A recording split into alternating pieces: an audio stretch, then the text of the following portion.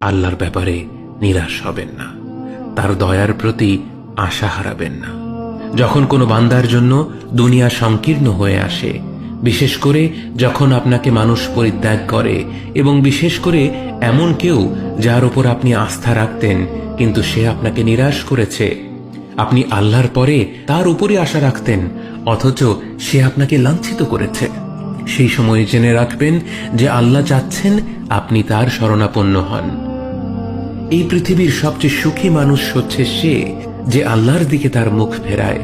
এই পৃথিবীর সবচেয়ে সুখী মানুষ সে যে আল্লাহর কাছে তার হৃদয় সমর্পণ করে।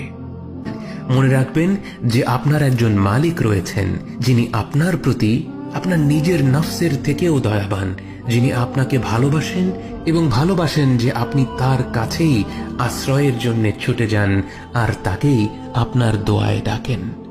জেনে রাখবেন যে একমাত্র আল্লাহর প্রতি দৃঢ় বিশ্বাসী আপনার জীবনের সংকীর্ণতা দূর করে প্রাচুর্য এনে দিতে পারে, অন্ধকার দূর করে আবার আলোকিত করে দিতে পারে। আপনি জেনে রাখবেন যে আল্লাহ আপনার প্রতি আপনার নিজের থেকেও বেশি দয়াবান। একমাত্র এই বিশ্বাসটাই আপনার সকল দুশ্চিন্তা ও বিষণ্ণতা মুছে দেবে।